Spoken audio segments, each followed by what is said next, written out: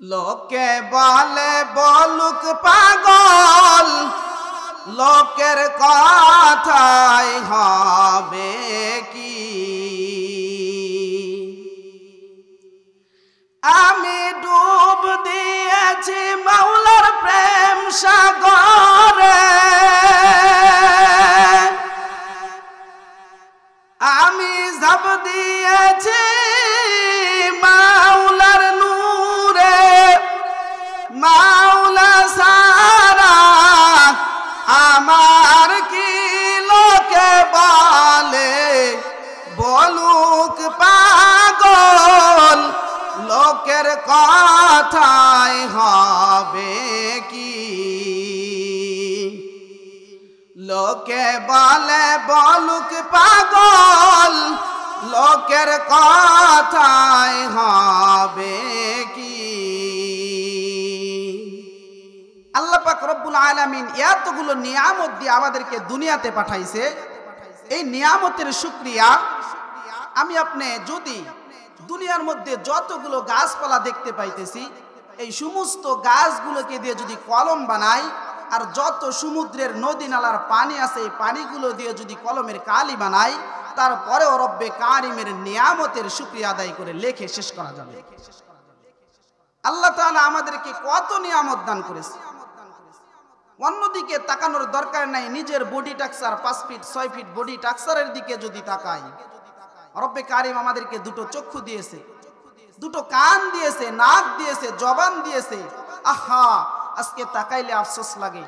আমার আপনার আশেপাশে এমনও বান্দা আছে যাদের শরীরটা আমাদের মতোই উঁচা লম্বা, এইরকম শরীরটা সুঠাম দেহের অধিকারী, কিন্তু তার এত সুন্দর দেহ থাকার পরেও তার জবান দিয়ে রব্বে কারিম কথা বাহির করার মতো শক্তিটা দেয় নাই। এরকম আছে কি নাই?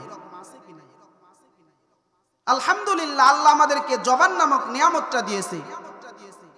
আল্লাহ পাক রব্বুল আলামিন এতগুলো নিয়ামত দান করে আমাদেরকে জান্নাতের বাগানের মধ্যে আসার বসার তৌফিক দান করেছেন। শুধু তাই নয়, দ্বীনি কিছু আলোচনা বলা এবং শোনার তৌফিক দান করেছেন। সেই মহান আল্লাহ তাআলার দরবারে সকলে দিল থেকে জবান খুলে আওয়াজ দিয়ে একবার শুকরিয়া আদায় করি, আলহামদুলিল্লাহ।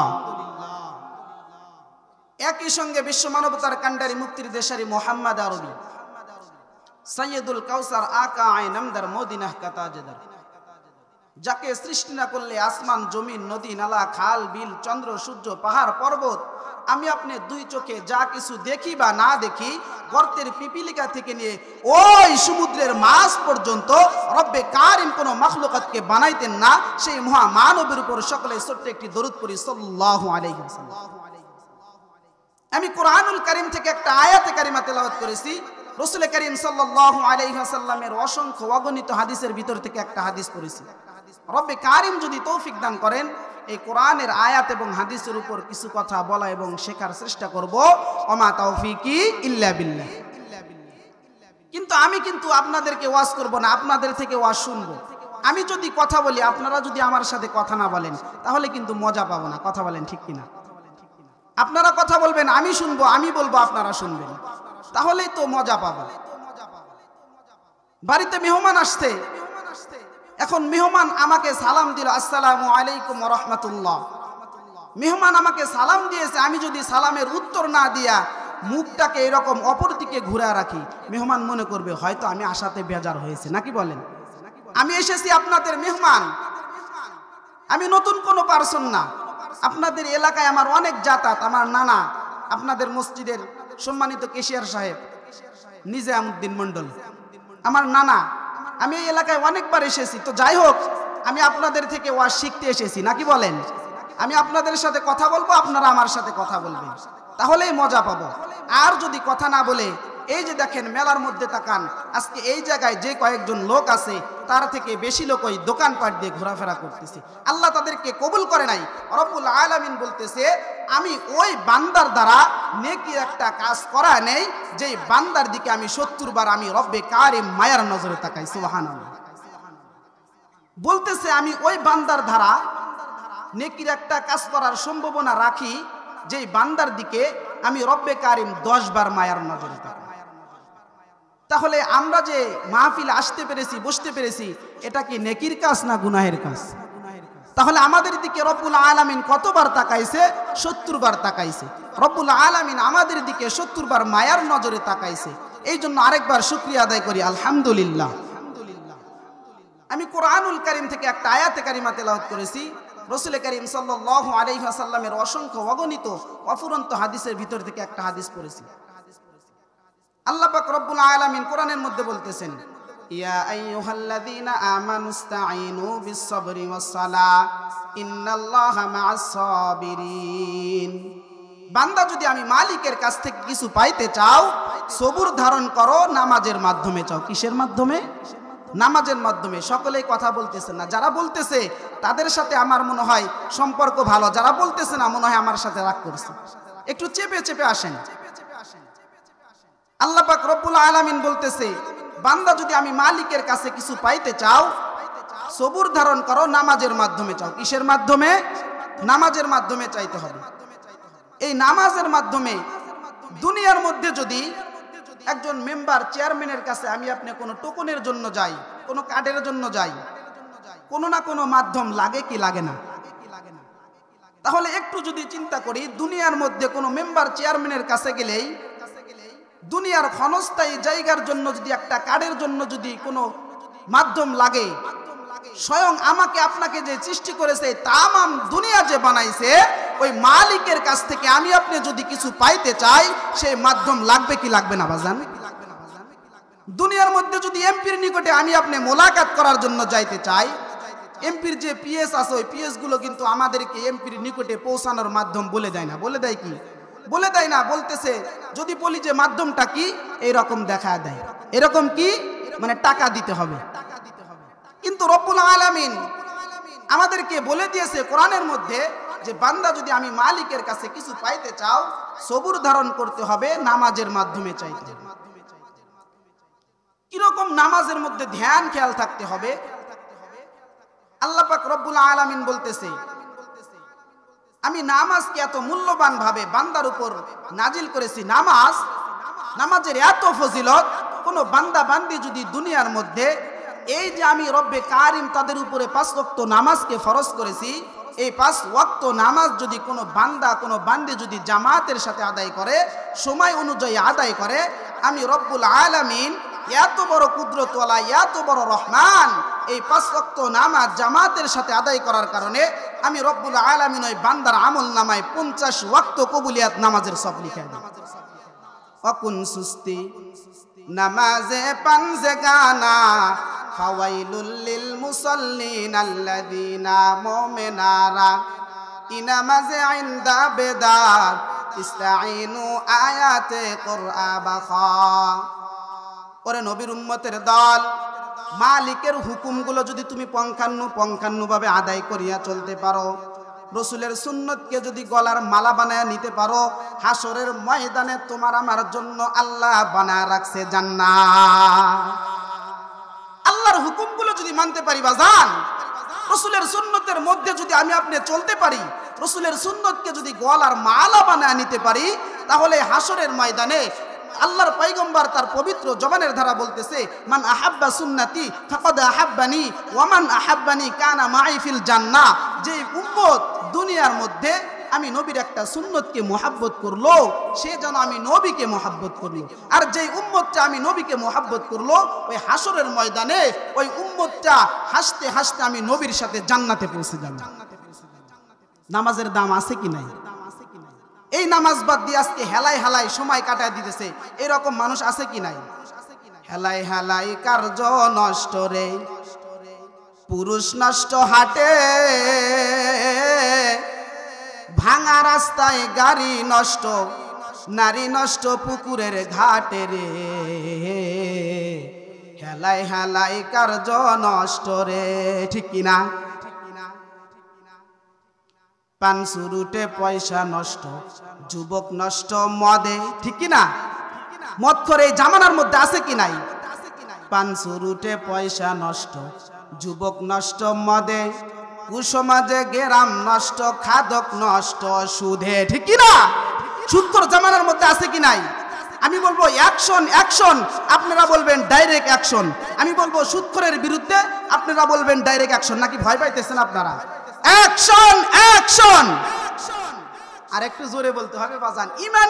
ইমানি জজবা যদি দিলের মধ্যে না থাকে বাজান, তাহলে তো ওয়াজ বলেও মজা পাবো না, আপনারা শুনেও মজা পাইবেন না। আপনারা বলতেছেন হুজুর মাইক দিয়ে বলতেছে, তো এই জন্য হুজুরেরটা জোরে শোনা যাইতেছে, নাকি বলেন? বলতে থাকেন অ্যাকশন অ্যাকশন, সুদখোরের বিরুদ্ধে। আল্লাহ তাআলা আমাদেরকে কবুল করুক। আল্লাহ যেন ওই ফিতনার মধ্যে আমাকে আপনাকে না নাই, ওই সুদের মধ্যে আমাকে আপনাকে না নাই। পাঁচুরুটে পয়সা নষ্ট, যুবক নষ্ট মদে, কুসমাজে গেরাম নষ্ট, খাদক নষ্ট সুধে, টাউনে ঘুইরা ছাত্র নষ্ট, কিটে নষ্ট ফুল, অতি মায়ায় বধূ নষ্ট, তুলাই নষ্ট চুল। কথা বলেন ঠিক কি না? এই জন্য বাজান হেলাই হেলাই সময়টা পার করা যাবে না। আজকে দুনিয়াতে এই যে দেখেন, আমার বয়স 20 বছর 21 বছর চলতেছে, আপনার বয়স 40-50 পার হয়ে গেছে বাজান। আজকে 50 বছর এই দুনিয়ার মধ্যে হাজার হাজার প্রমাণ আছে। দাদা দুনিয়াতে আসার সিরিয়াল আছে, দুনিয়া থেকে যাবার কোনো সিরিয়াল নাই। আজকে 100 বছরের এইরকম বৃদ্ধ বাবাজি দুনিয়াতে বেঁচে আছে। দাদার বয়স 100 বছর পেরিয়ে গেছে। দাদা লাঠিতে ভর করে দুনিয়াতে হাঁটতেছে, দুনিয়ার মধ্যে জমিনের মধ্যে চলাচল করতেছে। আর ছোট্ট নাতনি 20 বছরের টকবগে যুবক, ওই যুবকটা তো ইন্তেকাল করে কবরে চলে যাইতেছে। এরকম আছে কি নাই? এই জন্য দুনিয়াতে যতদিন হায়াত পাই, আল্লাহর হুকুমগুলো, রসুলের সুন্নতের মধ্যে আমাদের জিন্দেগি চালাইতে হবে। কিরকম ভাবে নামাজ আদায় করতে হবে। হযরতে আলী রাদিয়াল্লাহু তাআলা আনহু যুদ্ধের ময়দানে যখন চলে গেছে, যুদ্ধের ময়দান থেকে হযরতে আলীর শরীরের মধ্যে একটা তীর ঢুকে পড়ছে। মায়ার নবীর সাথে যখন যুদ্ধের ময়দানে চলে গেছে, যুদ্ধ করতে করতে হযরতে আলী রাদিয়াল্লাহু তাআলা আনহুর শরীরের মধ্যে একটা তীর প্রবেশ করছে। সাহাবায়ে কেরাম যখন ওই তীরটা বের করার জন্য টান দেয়, হযরতে আলী হাউমাউ করে চিল্লাইতে থাকে।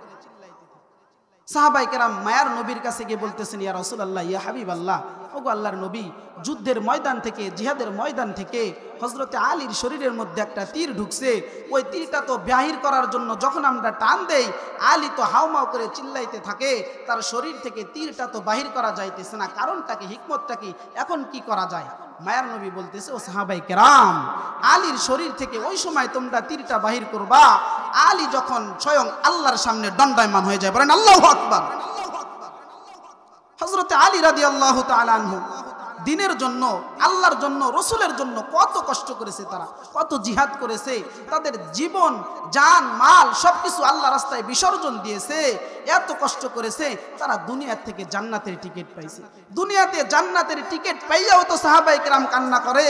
হযরত ওমর রাদিয়াল্লাহু তাআলা আনহু একদিন এইরকম ঈদের দিন দরজায় তালা লাগায় কান্না করতেছে, দরজার নিচে বসিয়া, চৌকাটের উপর বসিয়া। চৌকাট চেনেন তো?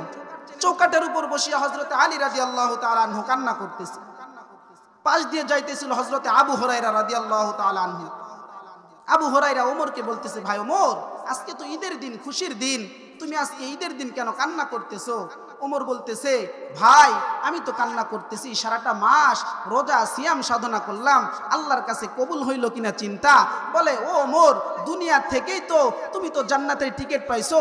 ওমর বলতেছে, ভাই আবু হুরায়রা, যে মালিক আমাকে দুনিয়াতে জান্নাতের টিকিট দিয়েছে, ওই মালিক না জানি কোন আমলের কারণে আবার নাকশ হয়ে যায়, ওই মালিক আমি ওমরের থেকে জান্নাতের টিকিটটা ফিরে নেই। তারা দুনিয়াতে জান্নাতের টিকিট পাবার পরেও তারা কান্না কমাইতেছে না। আর আমাদের জামানার মধ্যে একদল মুনাফিক আছে যারা বলতেছে কান্না করে কোনো লাভ নেই, কান্না করলেই আল্লাহর কাছে দামি হওয়া যায়, কান্না ছাড়া মালিকের কাছে দামি হওয়া যায় না।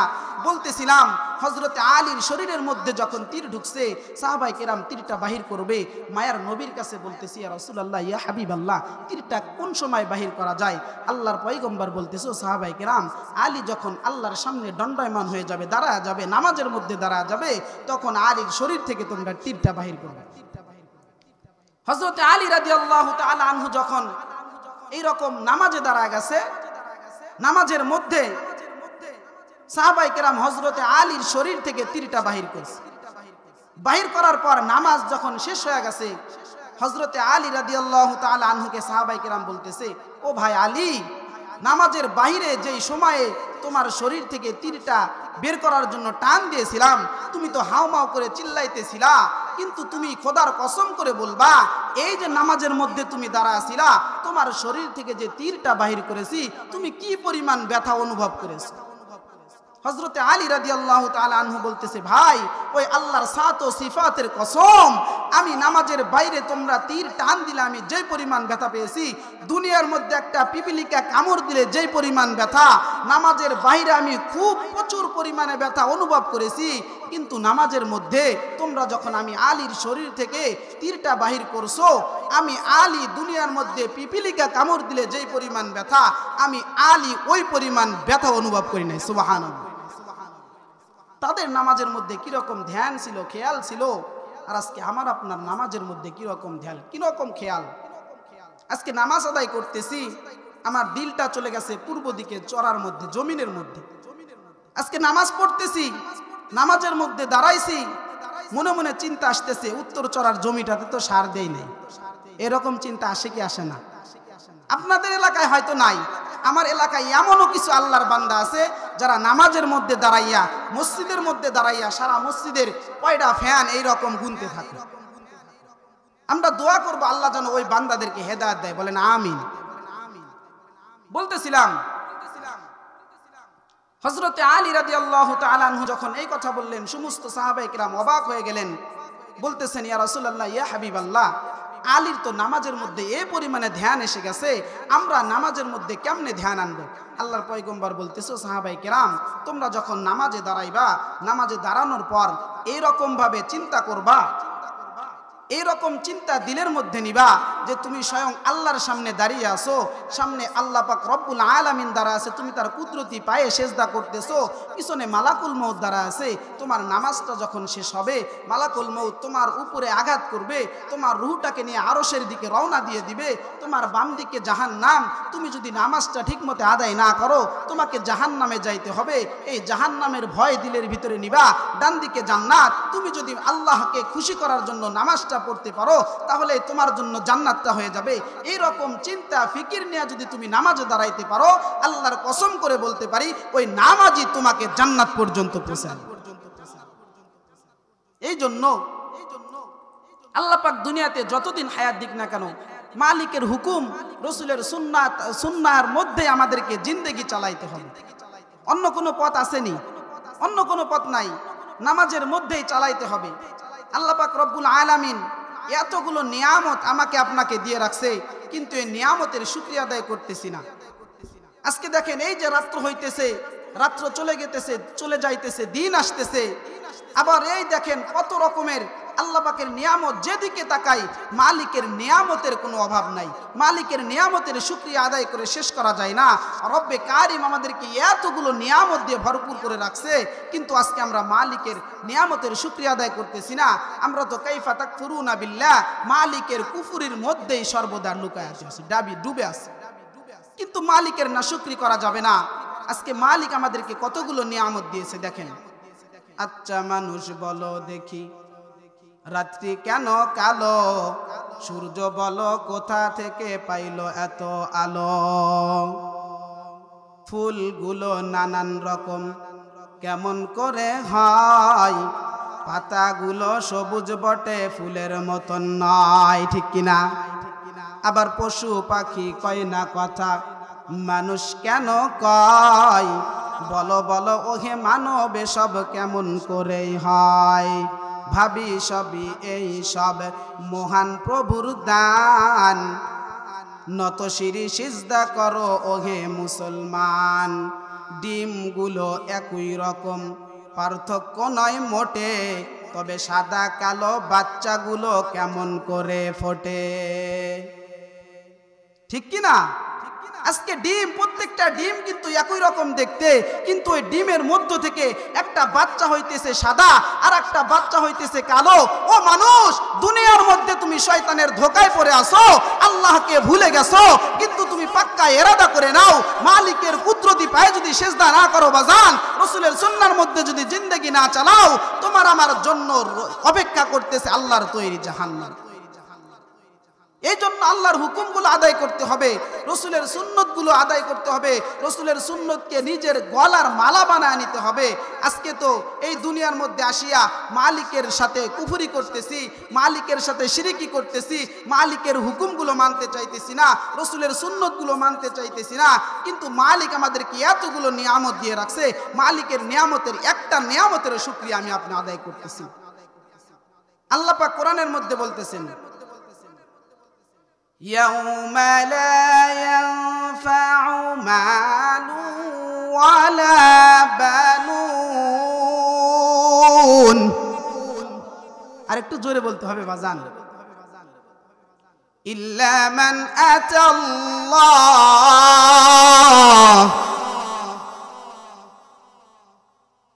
يوم لا ينفع مال ولا بنون إلا من أتى الله।